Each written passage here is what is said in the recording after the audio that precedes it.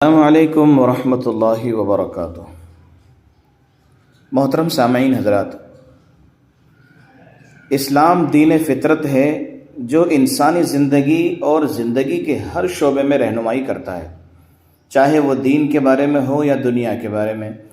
اسی طرح نومولود بچوں کے اچھے نام تجویز کرنے میں اور بے معنی ناموں سے بچنے کے سلسلے میں سرکار دو عالم صلی اللہ علیہ وسلم کی بہت ساری ایسی احادیث ہیں جس کے اندر خود حضور اکرم صلی اللہ علیہ وسلم نے اچھے ناموں کو پسند فرمایا ہے۔ وہ ساری کی ساری حدیثیں کتابوں میں موجود ہے۔ چند حدیثیں انشاءاللہ آپ حضرات کی خدمت میں پیش کی جائیں گی۔ سب سے پہلی حدیث جس میں حضرت ابو الدرداء رضی اللہ تعالی عنہ حضور اکرم صلی اللہ علیہ وسلم کا ارشاد نقل کرتے ہوئے فرماتے ہیں کہ قیامت کے دن تم اپنے اور اپنے آبا کے ناموں سے پکارے جاؤ گے، لہٰذا اچھے نام رکھا کرو۔ ایک اور روایت میں حضرت عبداللہ ابن عباس رضی اللہ تعالیٰ عنہ کی روایت ہے جس میں حضور اکرم صلی اللہ علیہ وسلم نے ارشاد فرمایا، باپ پر بچے کا یہ بھی حق ہے کہ اس کا نام اچھا رکھے اور اس کو حسن ادب سے بھی آراستہ کرے۔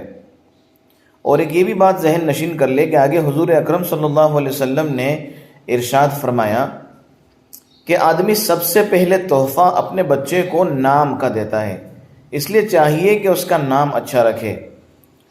ایک اور روایت میں حضور اکرم صلی اللہ علیہ وسلم نے ارشاد فرمایا، انبیاء کے ناموں پر اپنے نام رکھو اور اللہ کے نزدیک بہترین نام عبداللہ اور عبد الرحمن ہے، اور سب ناموں سے سچے نام حارث اور حمام ہے، اور سب سے برے نام حرب اور مرہ ہے۔ ایک روایت میں حضرت ابو ہریرہ رضی اللہ تعالیٰ عنہ فرماتے ہیں کہ رسول اکرم صلی اللہ علیہ وسلم اچھے ناموں سے محبت فرماتے تھے۔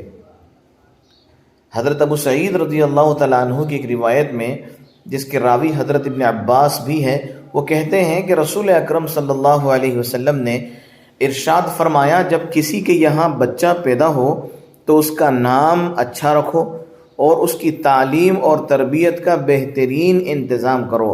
بالغ ہو جائے تو اس کی شادی کر دو، اور بالغ ہونے کے بعد شادی نہیں کی اور وہ لڑکا یا لڑکی کسی گناہ میں مبتلا ہو گئے تو اس کا گناہ باپ پر بھی ہوگا۔ یہ چند احادیث تھی جو آپ حضرات کے سامنے پیش کی۔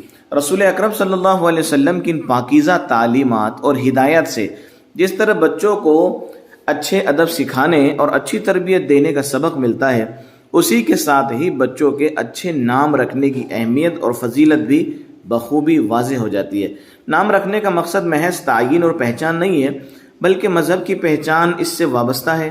اسلامی نام دین کے لیے علامت اور شعار ہے، فکر و عقیدے کے اظہار کا ایک ذریعہ ہے۔ اس لیے احادیث میں اس سلسلے میں خصوصی ہدایت دی گئی ہے۔ اچھے اور دلکش با معنی ناموں کی حوصلہ افزائی بھی کی گئی ہے، اور ایسے ناموں سے منع کیا گیا ہے جو بھدے اور بے معنی اور مفہوم کے اعتبار سے ناگوار ہو، جن سے شرک کی بو آتی ہو۔ اس وقت مسلم معاشرے کی صورتحال بہت زیادہ خراب ہوتی جا رہی ہے۔ جدت پسندی کا دور ہے۔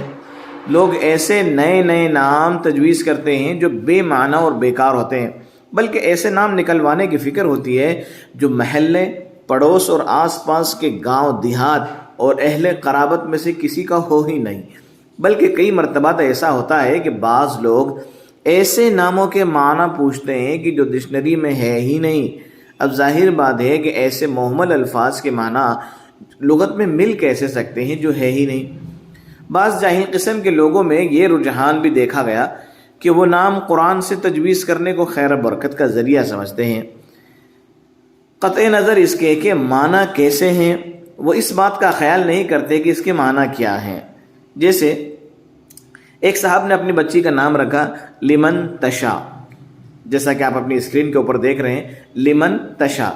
دوسرے صاحب کے بارے میں پتا چلا کہ انہوں نے اپنی بیٹی کو وریشا سے موسوم کیا۔ یہیں قریب کے دیہات میں ایک عورت جو ذرا قرآن کریم پڑھنا جانتی تھی، اس کے یہاں یکے بعد دیگرے 3 بیٹیاں پیدا ہوئی۔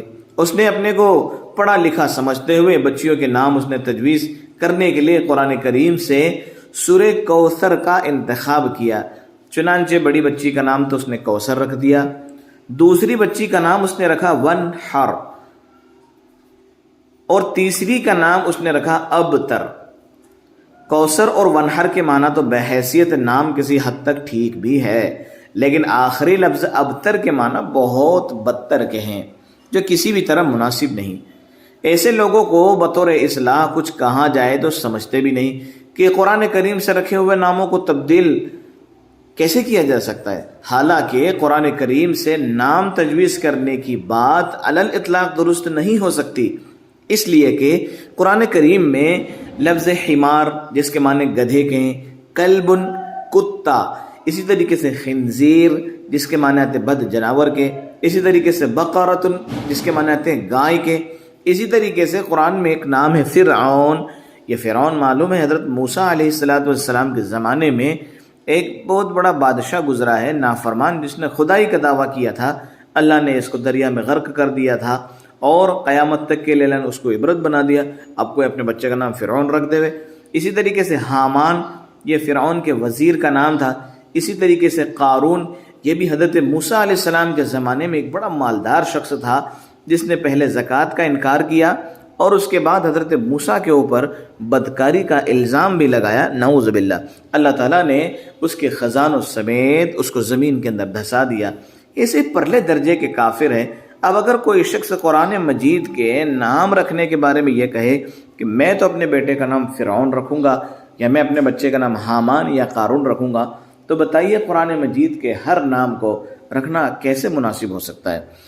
सरकार दो आलम सल्लल्लाहु अलैहि वसल्लम अच्छा नाम सुनकर बहुत खुश होते थे और खुशी से चेहरे अनवर भी दमकने लगता था, और नापसंद नाम से चेहरे मुबारक पर नागवारी के आसार जाहिर हो जाते, अगरचे वो किसी कबीले, बस्ती या शहर का नाम ही क्यों न हो। इसीलिए हुजूर अकरम सल्लल्लाहु अलैहि वसल्लम ने मदीना मुनव्वरा तशरीफ़ लाने के बाद उसका जो पुराना नाम था यथरब, वो तब्दील कर दिया और उसका नाम मदीना रखा। लिहाजा कोशिश करना चाहिए कि हम अपने बच्चों के नाम कुरान और हदीस की रोशनी में अपने उलमा से पूछ कर और इस तरीके के नाम रखें कि जिनसे उन बच्चों के नामों का असर उनकी ज़ात के ऊपर भी हो।